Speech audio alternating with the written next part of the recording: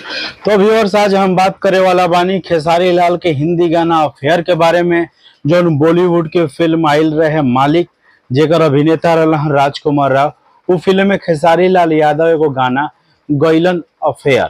तो बहुत सारा जो उनकर फैन बारा सन खेसारी लाल यादव के, वो कंप्लेन कइल सन कि ई गाना के फिल्म में नइखे देवल गए। एकरा बारे में हम लोग बात करल जाई। ओकरा बाद में हम बात करें पवन सिंह के बारे में, जो भोजपुरी के पावर स्टार बारन।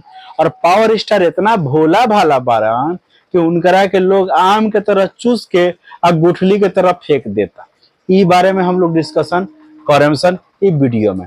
तो व्यूअर्स, रउआ सब देखा तनी भोजपुरी मरिचा, और ई मरिचा खाए वाला ना हा, रगड़े वाला हा। जम के रगड़ाई हुई वीडियो में बनल रही। तो सबसे पहले हम लोग बात करें सन खेसारी लाल यादव के गाना अफेयर के बारे में। वो सोचलन कि पवन सिंह बॉलीवुड में जाके गाना गा सकल बारन, त खेसारी लाल यादव काहे पीछे रही। हम हो गई जाके तू एगो गाना गइलन अफेयर। अफेयर उनकर गाना गइलन बॉलीवुड में, लेकिन गाना फिल्म में ना देला से एकर मलाल बा खेसारी लाल यादव के भी, और जो उनकर फैन बारह सन ओकर भी। कहता सन कि खेसारी लाल यादव से तो गाना गवा लिया, लेकिन फिल्म में नहीं दिया। हम हो गाना सुननी है, तो गाना सुनने के बाद में हमारो माथा दुखा गई। अरे भाई, भोजपुरी में ठुमका लगाव।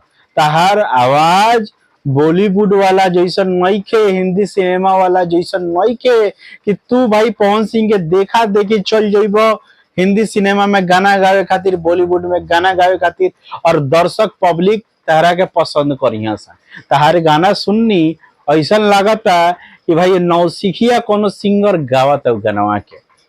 तो बॉलीवुड वाला बुझ गइल सन, राजकुमार राव बुझ गइल कि गाना फिल्म में देला से हमनी के नाम खराब हो जाए, यही के चलते फिल्मिया में ना देला सन। तो बहुत सारा जो यूट्यूबर बारा सन, जौन एलचा बेलचा चमचा, वो भाई बोला तारा सन कि खेसारी लाल यादव के फोटो ना देवल रहे, एकरा चलते वो गानवा के व्यूज कम आइल बा।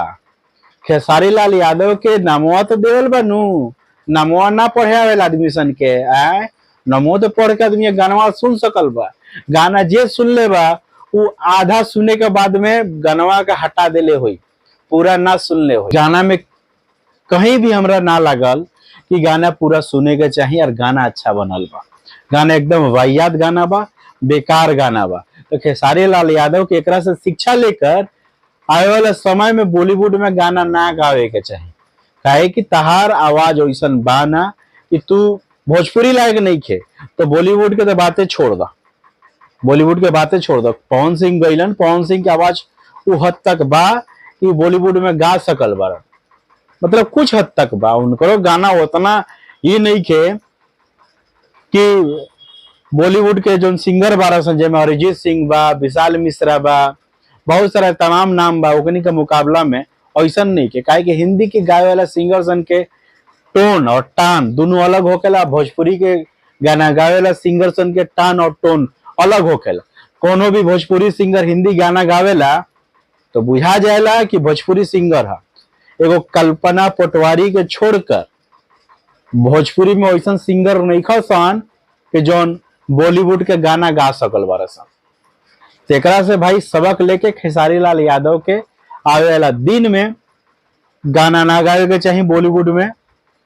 जहां बारन उजवे अपन फील्ड के बड़का करके रखे के चाहिए, और जो दर्शक उनकरा का जाना दरसन ओकरे के खुश करे के चाहिए। अब चलिए अब दूसरा तरफ बात कही जाओ पवन सिंह के बारे में। तो पवन सिंह के फिलहाल अभी यूट्यूब पे छाइल बारन, जौन रिपोर्टर न्यूज वाला बारह सन, वो पवन सिंह के न्यूज दिखावा तरह सन और कह तरह सन कि पवन सिंह के संग में जे रहेला वो पवन सिंह के संग में गद्दारी करके चल जाएला। अरे भाई, एक आदमी गद्दारी करी, दो आदमी गद्दारी करी, तीन आदमी गद्दारी करी, चार आदमी गद्दारी करी, पांच आदमी गद्दारी करी, 6 आदमी गद्दारी करी। अरे 10-10, 12-12 आदमी थोड़ा गद्दारी करी।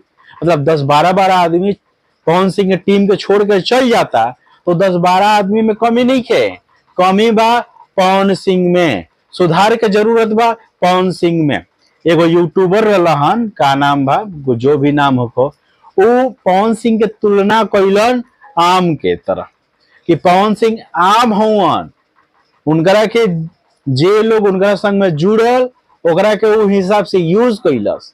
केहू भाई अचार बना के खैलस, केहू खटमिट्ठी बना के खैलस, तो केहू भाई कच्चे खैलस, केहू पका के खैलस। ऐसा ऐसा उदाहरण देता रहा। तो पवन सिंह आम ना हुआ, पवन सिंह भाई डेंजर पीस हुआ। जे उनका काम समझता वो भाई आम ऐसने आदमी होई जेकरा पवन सिंह के आम समझता। तो पवन सिंह आम ना हुआ और पवन सिंह के घर ना बसल, ओमे दोसर केहू के गलती नहीं खे, ओमे खुद पवन सिंह जिम्मेदार बा। और केहू उनका का बहकाई हो, अगल बगल में रहे वाला केहू के बहका सकल बा का? ना बहका सकल बा। पवन सिंह दूध पियत रहन बोतल से, नैखन पियत दूध, वो दूधारी दूध पियलन। वो सब केहू जानते बा उनकरा बारे में। एक डाल के पंछी ना हुवन जो एक डाल पे बैठल रही हैं, वो 10 डाल पे मंडराए वाला आदमी हुवन। यही के चलते उनकर घर ना बसल। तो जे उनकर चमचाई में इस बात कहा था कि पवन सिंह आम हुवन, तो उनकरा के समझे के चाहिए कि पवन सिंह आम ना हुवन। आज पवन सिंह के जो दशा बा ओकर जिम्मेदार खुद पवन सिंह बारन। चुनाव के टाइम में भी जब बीजेपी उनकरा से आसनसोल से टिकट दिले रहे तो उनकरा लड़े के चाहत रहे, भागे के ना चाहत रहे, वहां से भाग गइलन। वहां से काराकर से निर्दलीय चुनाव लड़लन, हार गइलन। उनकर पैसा खर्चा भइल, पैसा बर्बाद भइल। तो ऊपर इल्जाम लगावल गइल कि ओकर टीम के आदमी उनकरा के मिस गाइड कैलस।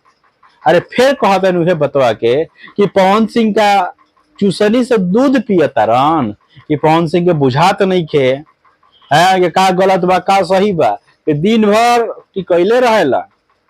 तो टिकैलो में उहे टिकावत रहन कि उनकरा के जबरदस्ती टिका देता है मुंह में घुस के। है और रह गइल। हर आदमी झुकता है, झुकाने वाला चाहिए। पवन सिंह खुद को शेर कहते हैं और तेज प्रताप यादव के पांव में जाकर गिर जाते हैं। यही है भोजपुरी की असलियत और सच्चाई। अगर केहू के हमार बात से खराब लागल होई तो हाथ जोड़ के माफी चाहतनी। और माफी से पहले जोन जोन हम बात कहले बानी ओकरा के जवाबो हम जरूर चाहतनी कि जोन बात बोलले बानी वो कहाँ तक गलत बा। तो व्यूअर्स, अगला वीडियो में फिर से मुलाकात हुई यह मर्चा लेके। रघुवर सर के बहुत बहुत धन्यवाद, thank you so much. Channel पर नया बने तो चैनल के सब्सक्राइब कर ली। जय बिहार, जय भोजपुरी।